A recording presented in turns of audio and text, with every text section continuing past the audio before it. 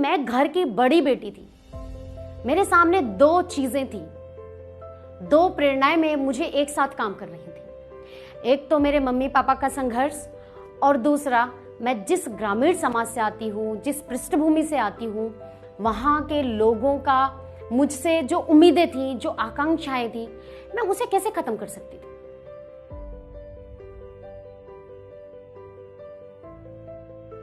मेरे पिताजी दिन भर मेडिकल की शॉप चलाते और रात में जब वो घर वापस आते तो सामान्यतः मम्मी का फोन आता। हम पूछते कि मम्मी पापा कैसे हैं, तो मम्मी कहती कि हाँ ठीक है, खेत में सिंचाई करने जा रहे हैं।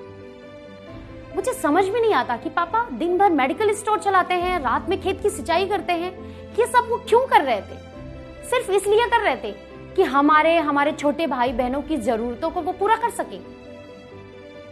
मन में कई बार आता, बुरा लगता कि पापा ये सब ना करते तो क्या हो जाता, वो हमारे लिए कर रहे हैं और हम क्या कर रहे हैं। ये सवाल दिमाग में आता और यही मेरे जिंदगी की सबसे बड़ी प्रेरणा थी। मेरे माँ बाप का संघर्ष, उनका स्ट्रगल। मैंने फैसला किया मुझे पढ़ाई करना है, सिविल सर्विसेज देना है। क्या मैं सिविल सर्विसेज आसानी से पास कर सकती थी? क्या सिविल सर्विसेज उतना आसान है जितना मैं समझ रही थी? जी नहीं। सिविल सर्विसेज अपने आप में एक जंग है जो आपको लड़नी पड़ती है और इसके लिए आपको बड़े धैर्य, संयम, पेशेंस की जरूरत पड़ती है। और कभी कभी तो ये लड़ाई बहुत लंबी भी चलती है, क्योंकि हम जिस पृष्ठभूमि से होते हैं, हमारी जो स्कूलिंग पैटर्न है वो इसमें काम करती है। तो मुझे एक चीज समझ में आई कि ये जंग तो मैं इतनी आसानी से नहीं जीत सकती। जब मैंने पढ़ना शुरू किया तो कई बार चीजें समझ में नहीं आती थी। यही लगता था कि यार ये हमसे कैसे होगा। फिर मैंने सोचा कि पहले मैं एक छोटा गोल बनाऊं, पहले मैं एक सरकारी नौकरी पा जाऊं, फिर मैं सिविल सर्विसेज दूं। वो छोटा गोल मैंने बनाया और मैंने इलाहाबाद डाइट से टीचिंग का प्रशिक्षण लेना शुरू किया। इसी दौरान इसी के साथ साथ मैंने सिविल सर्विसेज की तैयारी भी शुरू की। सहायक अध्यापिका के तौर पे जब मुझे सिद्धार्थ नगर में नौकरी मिली तो मेरे लिए एक चुनौती खड़ी हुई कि एक तो नौकरी करना और दूसरे सिविल सर्विसेज देना, ये दोनों दो चीजें हैं। मैंने उसमें सामंजस्य बनाया। मैं सुबह सो के उठती, 3 से 4 घंटे पढ़ाई करती, किसी एक टॉपिक को कंप्लीट करती, वापस स्कूल जाती, स्कूल में बच्चों को पढ़ाती, फिर वापस मैं घर आती, 1-2 टॉपिक अगेन कंप्लीट करती। इस तरीके से धीरे धीरे मेरी तैयारी चलनी शुरू हो गई, फ्लो पे आ गई और मुझे टॉपिक्स, चीज़ें अब समझ में आने लगी। मैंने उन चीज़ों को अच्छे से बार बार रिवाइज किया, जो टॉपिक्स थे उनको अच्छे से पढ़ा और फाइनली मेरी जो ग्रिप है वो सब्जेक्ट पे बनती गई। लेकिन इसके लिए बहुत धैर्य की जरूरत थी मुझे। ये जो लड़ाई थी, क्या मैं बस यूं ही लड़ लेती? मुझे इंटरव्यू की कॉल आई।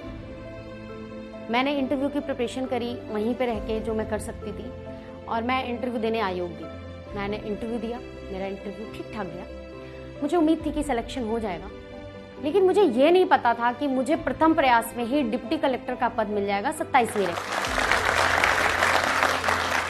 मैं अपने बैच की सबसे यंग एसडीएम हूँ। मुझे अच्छा लगता है, यह उपलब्धि मेरे लिए बहुत बड़ी है, क्योंकि ये कर पाना सामान्यतः हम जैसे लोगों के बस की बात नहीं होती है। हमारा जो स्कूलिंग पैटर्न है, हम जिस सोसाइटी से बिलोंग करते हैं, सामान्यतः नहीं होता है, लेकिन ये हुआ। मुझे ऐसा लगता है कि आप जो भी करिए, आप मन से करिए, लगन से करिए, निष्ठा से करिए। जो संसाधन होते हैं ना, वो आपकी लाइफ में कभी भी बाधक नहीं बनते, क्योंकि जो असली जंग आपको लड़नी पड़ती है वो आपको अपने हौसले और इरादे से लड़नी पड़ती है। जैसे मैं एग्जांपल दूं कि अगर हथियारों का जखीरा रखा हो और युद्ध भूमि में जाना हो, लेकिन अगर किसी के पास साहस नहीं है तो क्या वो जा पाएगा युद्ध भूमि में? कतई नहीं जा पाएगा। तो सिविल सर्विसेज भी कुछ ऐसा ही है, आपको एक जंग की तरह उसे लड़नी पड़ती है। आप मन में ठानिए, प्राथमिकता अपनी निर्धारित करिए, जो भी करिए मन से करिए, चाहे सिविल सर्विसेज हो या मैं तो कहती हूँ इसके अलावा भी कुछ आप करना चाहते हो जिंदगी में। आप अपनी प्राथमिकता निर्धारित करिए और फिर आप उसके लिए मन से करिए, किसी की परवाह किए बिना। कौन क्या कहता है, क्या सोचता है आपके बारे में, इसकी परवाह करने की कोई जरूरत नहीं है। आप मन से करिए, क्योंकि जब कोई भी काम आप अपने मन से करते हैं तो आपको मोटिवेशन अंदर से मिलता है और आपको अंदर से ताकत आती है और आप उसके लिए जी जान लगा देते हो, जूझ जाते हो।